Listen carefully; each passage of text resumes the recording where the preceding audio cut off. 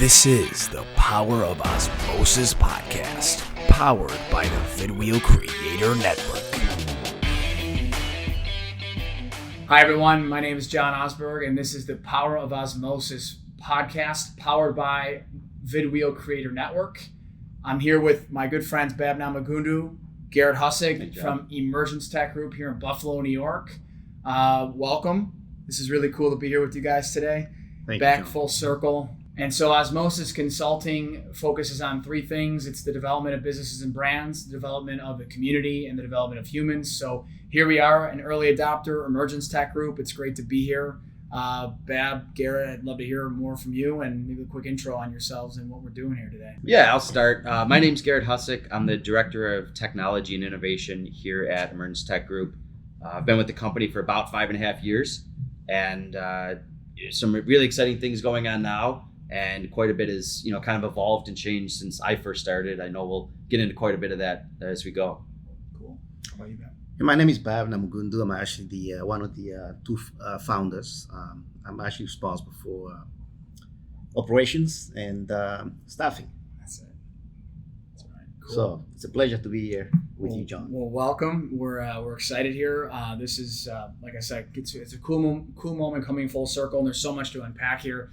ETG, what I think I'd like to start with, though, is to kind of say, who was ETG back in 2012 when the company commenced its inception, I should say, and then look to maybe 2016 and then 2020. So maybe Bab, since you're one of the founders, as you had just alluded to, let's hear from you on like who the company was 8 years ago. Feels like yesterday.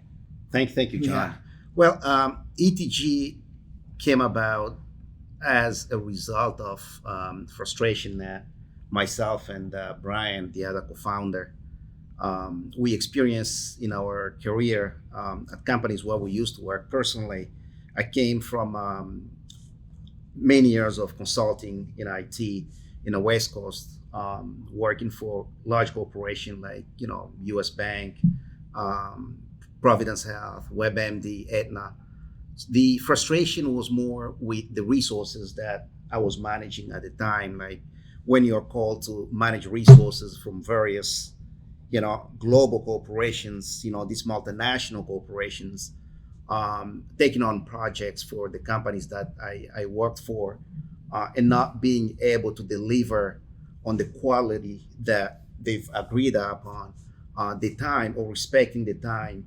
Like in the US, we're used to when you sign to take on a project, you have to deliver not just within the budget, but you have to deliver within the quality agreed upon, as well as the time that you've said that you're going to deliver on. And so we started that staffing, and that's when actually John, you joined us when you, Brian, and I we used to we'll pound the phone all day just to looking for resources for our clients. And I remember, actually, we didn't have any at the time. No. We started the business, we had no client. You remember that? Right there. Yeah. In your apartment. In my apartment. Just, it was kind of crazy. Good old days, kind of miss those days, where you, Brad, and I will be calling all day with no stop until, from 8 to 5. And it was a great time. And so the company went from being, in a very short period of time, went from being a staffing based company to project based company, where we started taking on projects from various clients. Some of those clients are some of the companies that we've worked for before, supporting their software development side, software validation side, and the business process reengineering. From 2012 to 2014, we were fully projectized company. And from 2014 to 2016, we kept growing the client base on the project side. So the company that started as a two-man shop grew to become this one company that has a mission of building this family-like oriented environment where we could kind of enhance, the skills and qualification of our employees, while at the same time making sure that we foster an environment where our client would feel that they were part of, we were part of their organization, part of their success. And that's really the essence of what our mission is. And so all along in 2016, we've had tremendous success with, executive like Garrett and Steve joining the company. And I'm sure Garrett is going to talk about that during this discussion. Yeah, sure. So, I started with ETG in February of 2015. So a little before your 2016, but I started with the company in one of those relationships Bab was talking about. There was a 3-month project that needed to be done, was able to come in, successfully complete that, but while also taking some of my previous experience, previous relationships, saying, hey, look, I'm working for a company now who may have the ability and the bandwidth to support your custom application or, this other thing that you need. And maybe instead of a time-based project, it becomes a scope-based project. Right. So instead of, hey, I need someone for 3 months, it's, hey, I need this widget built. I need this application built. And so very quickly, within a few months of me starting, we had a few of those projects and slowly saw an evolution. Yeah. And then between, there and into 2016, as I took on the director role and really saw a bigger influx of the scope-based projects. There's all sorts of different customers we're working with, different types of relationships. Some are those, hey, I really need extra resources for 40 hours a week for a fixed period of time. We're able to provide that. And then there's others who say, we don't care about how it gets done. We just need to have this thing delivered at the end. And, some updates in the middle would be nice. Right. So, working in a variety of different engagements, all the way from that 2016 period up until now. And, really not seeing that being something that's going to change. It's more the tools that we're seeing beginning to change. Really more of a natural progression than maybe a direct pivot. The pivot, honestly, for us is the hard and fast kind of dedication, right? So the progression being towards cloud computing and specifically with AWS, leveraging their services, leveraging abilities that make development, make infrastructure, make managed services so much easier and so much more streamlined than maybe they were before. And when I say a progression, less of a pivot in the sense that, this is something that we know our customers have needed. We've done various things for various customers over the past few years and really just see it as the next natural progression, not just for us, but really for any technology-minded company. And that doesn't have to be a software development company. That could be a healthcare company. That could be a manufacturing company. Technology is playing a new role in our lives. And that is sort of the core almost of every company, that if you can capitalize on some of the technological advances, the industry you're in becomes more domain knowledge and less, about the business itself. So just pivoting now, pivoting, how's that for a word? With this business pivot that Garrett had just highlighted here in 2020, I'm curious to hear from Bab, as a leader, as one of the founders, what went into the decision of making that pivot to AWS, Amazon Web Services, Cloud Computing Services type work? Great question, John, because over the years, as you know, we're always look for ways to improve our business as well as the processes, looking for new opportunities where we can keep on growing our business while maintaining, high quality delivery for our clients. And so over the past, I would say 3 to 5 years, we've been looking for ways to, what can we take in-house, can we build or bring out there that will help grow the business.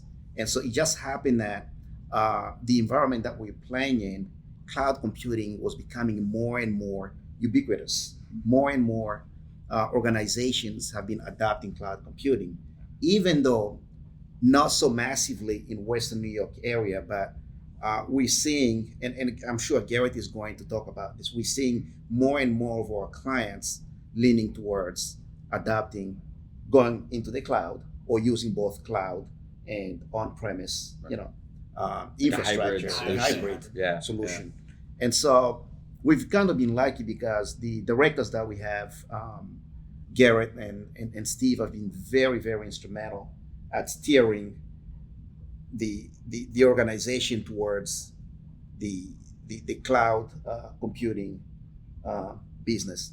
And so after, I think, a couple of discussion that we've had in-house, definitely it became quite clear that the directors wanted us to go that direction, because they proved to us that it was the right decision to make at the time, which is start paying benefits right now. And I'm sure Garrett is going to go in deeper into that. So that's what led us to where we are today. Interesting to hear that from your perspective again as one of the founders and leaders. And so then Garrett, naturally then love to hear from more of that technical side as to why. So even going back as far as 2018, we worked with a couple customers who were migrating from their current setups to various, whether it be AWS, Azure, Google Cloud. They're looking to move to sort of migrate from where they were. So we already knew there were opportunities. We've worked with them, we've helped them, but where it came towards the end of 2018 is taking some time from our development staff and saying, all right, really, we want you to be familiar with, spend some time learning some of the application development pieces of, and we had to pick one. You can't learn everything all at once. So we decided to focus really with AWS.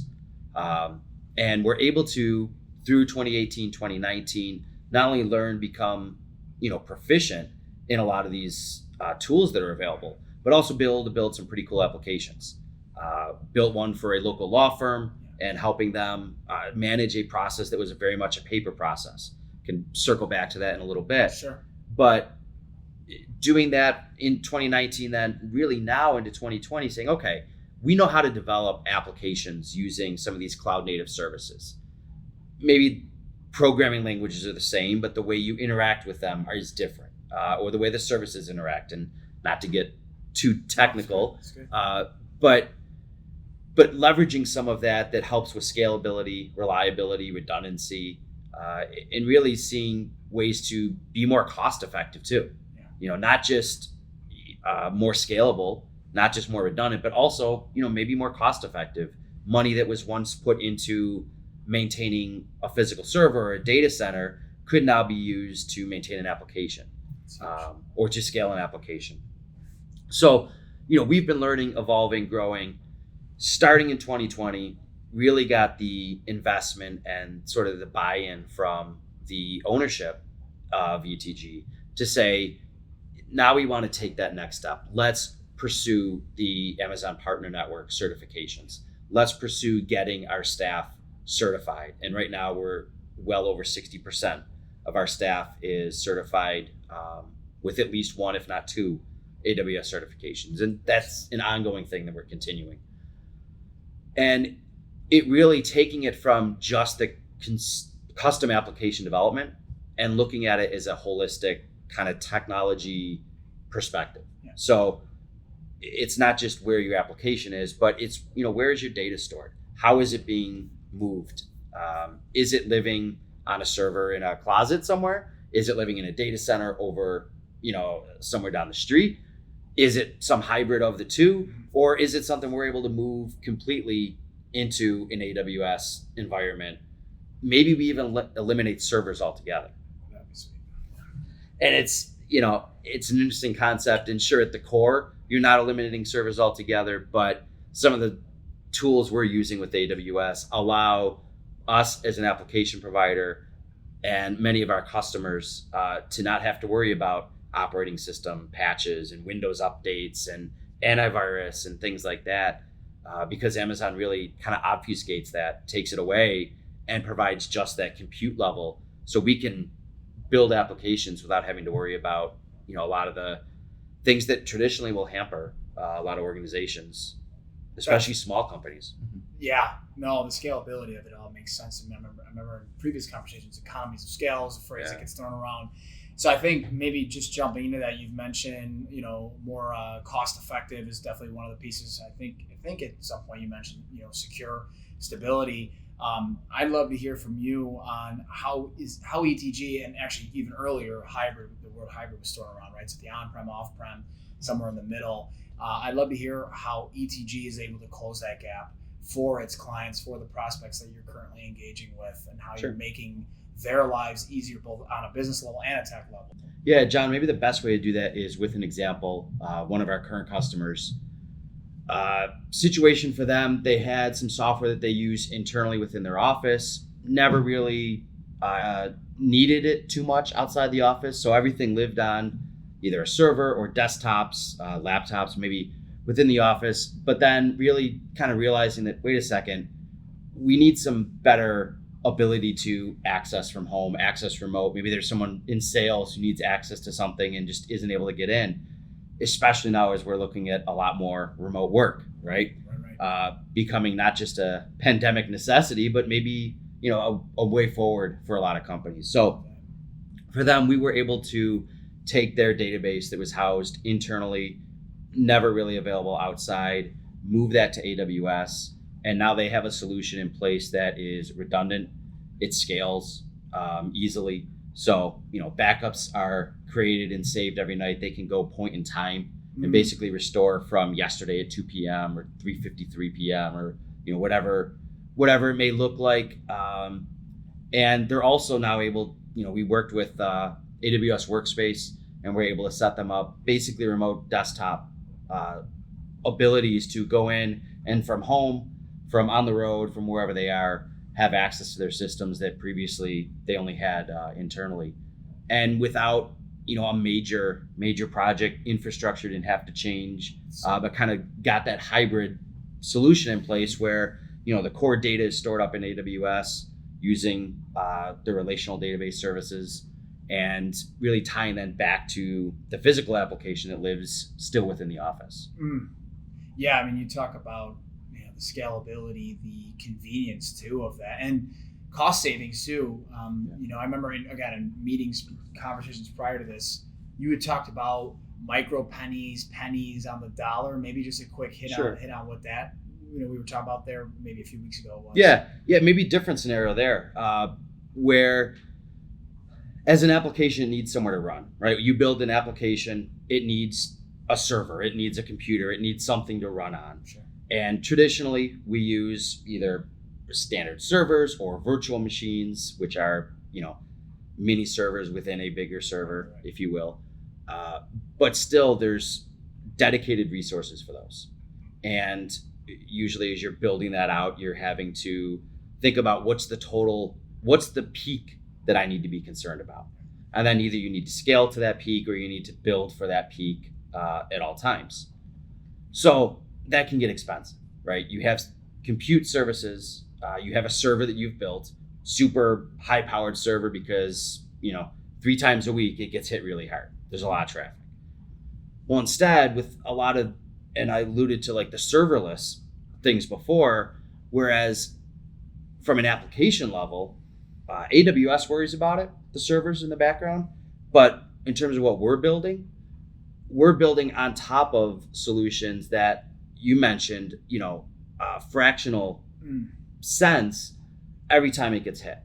So instead of having to build something for demand, it is auto scaling based on your demand, and you're only paying when it's actually being hit. So there's no guesswork, right? It's like an actual, when there's usage, boom, you get hit, but you're not going to build some robust application that doesn't necessarily need to be as quote unquote robust as it is. And I think it's important to note too, obviously we're in a pandemic, 1 in 5 businesses have shuttered their doors, sadly. So again, it goes back to that gumption, and also just like I said, just a lot of courage, and you're not surviving, you're thriving in this environment. And that'll lead me well into the next point, which I want to hear from Bab a little bit more on at the start, and then obviously from Garrett as well. But, curious to know who, you mentioned a local law firm, Garrett. If I'm sitting on one side of the table listening to this, my guess is, there's a wide range of companies that you can target.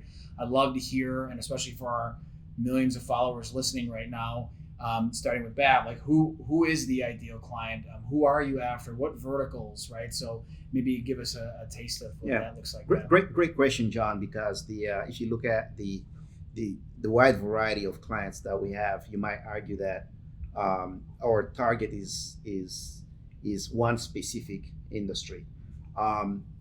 when we decided that to start this business was more to go every single organization that has a need of IT service, because information technology is ubiquitous. It's everywhere, be it in manufacturing, healthcare, banking and finance, retail, and so on. Information technology is still there. But for the purpose of being so focused on a specific target market, we decided that our target market was going to be healthcare. Just happened that the majority of our clients are healthcare, and we seem to do very, very, very well in healthcare. Yeah. That is the target market that we focus on mostly, but it doesn't mean we don't service other industries. We still have a host of all other industries that we take care of. Like I said before, we have clients from manufacturing, we have clients from retail, we have clients from food industry, we have even the government. So it's a very, very wide list of clients that we service, and predominantly most of these clients are Western New York. Is that correct, Garrett? Yeah, it is right now. Yeah. I think over the past year and a half, that's really been shifting. We've seen more regional, more national customers, but predominantly, Western New York is a big focus for us. It's where we are, it's where we live. So there's some natural relationships with individuals, just even customers that we've had for 5 years, right, and continuing those, growing those. But I would definitely say that there's become more at a regional and national level too. Nationwide. Cool. And then even hearing from you, Garrett, too, then, are there certain technical makeups of companies? Are there, are there companies that might be easier to implement cloud solutions with? Just throwing some ideas for lines of questions out there. Sure. Because Bab just hit on a high level of the verticals that are focused in the domains, I guess, locations. But right. Well, and real quick too with the verticals, I think that a lot of the companies that we fit in real well with and that we do work with is almost a mirror of our ownership group as well. Born out of healthcare, but with a lot of experience between Bab, Brian, Lehman, Pat Garland, in other industries, whether that be finance, manufacturing. So it's kind of neat to see that parallel, their experiences, their history being a lot of really what fits ETG well too. Company size, technologies, things like that. We've worked with anything from one-person startups to $15 billion enterprises. That's awesome. So it really, there's a big span there, and I think that depending on the solution, depending on what's being asked, we fit in well in all those situations. The one-person startup, the smaller companies, we can come in as more of a consultant, play that CTO role, play that CIO role, help develop and architect solutions that are going to grow their business long term.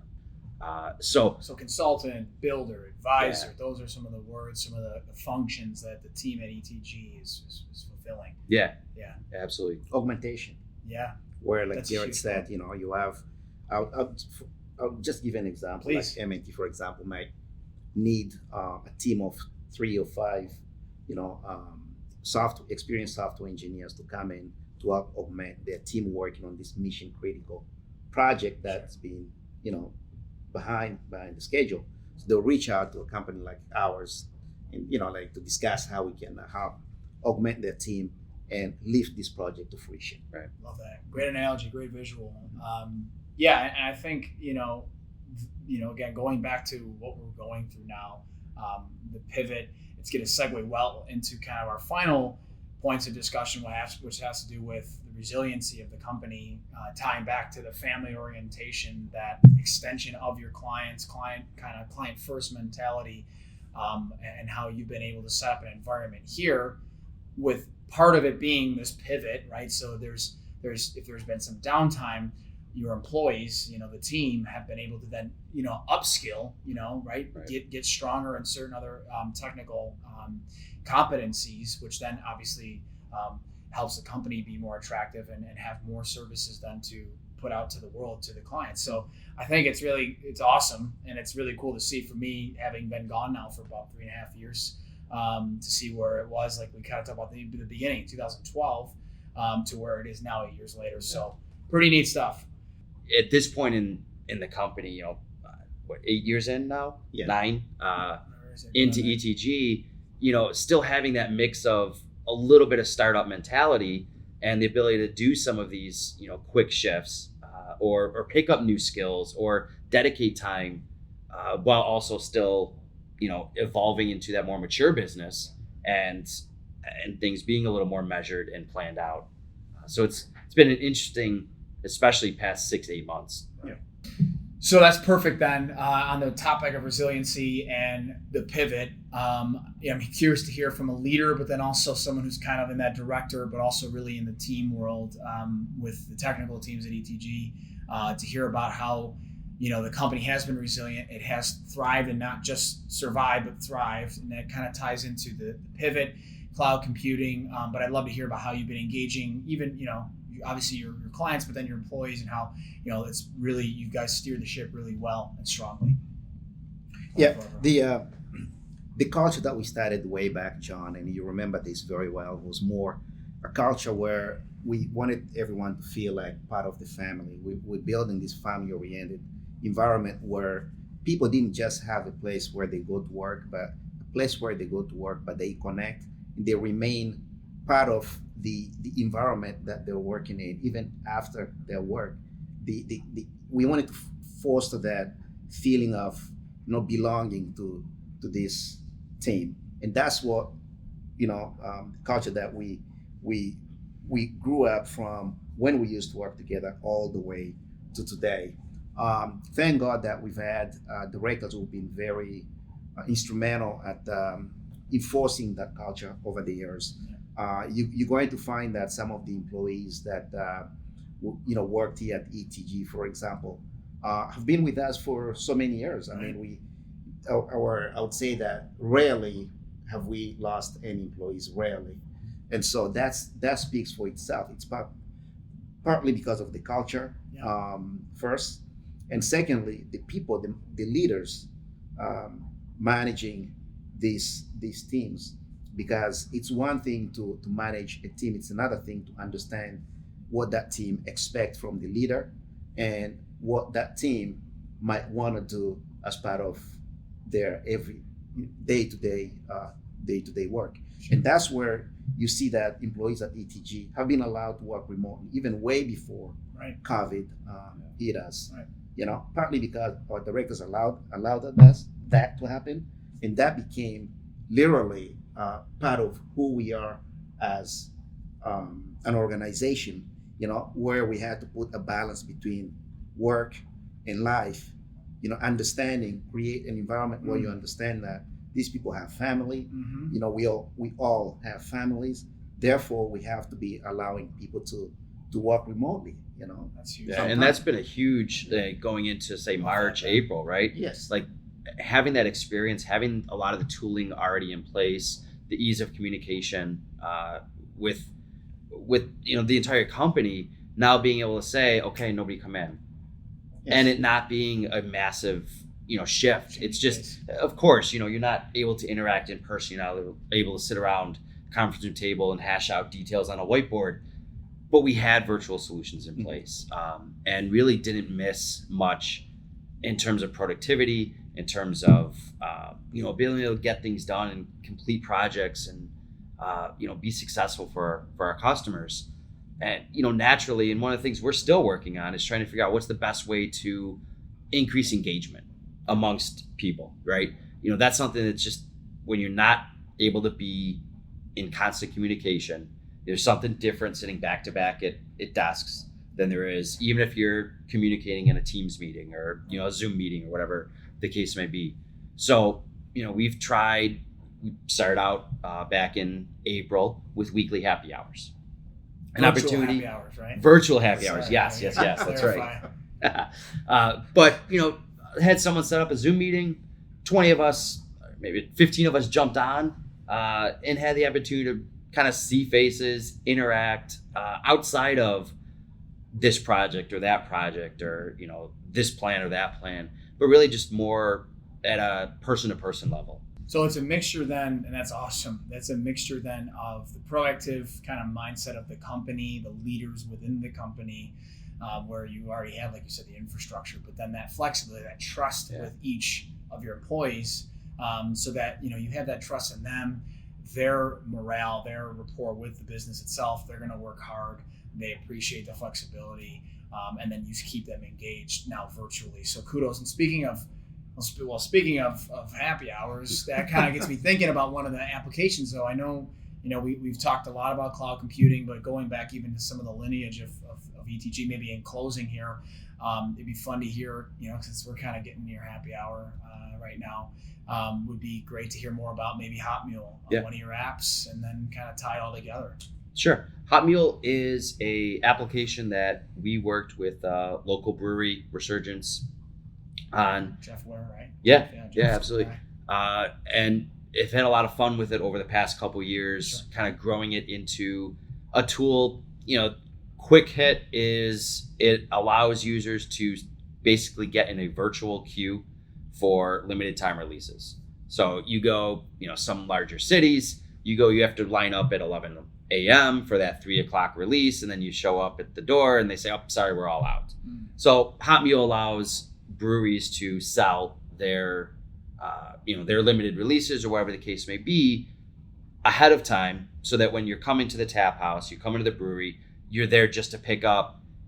Maybe eventually we can get back to having sitting at the bar, having beer off the tap or whatnot, but really eliminating some of the frustration around having to line up, wait in line, kind of Black Friday sale every time you wanted a limited release. So what was really cool about Hot Mule is, as it's grown over the past few years, is being able to leverage it as a completely different type of tool.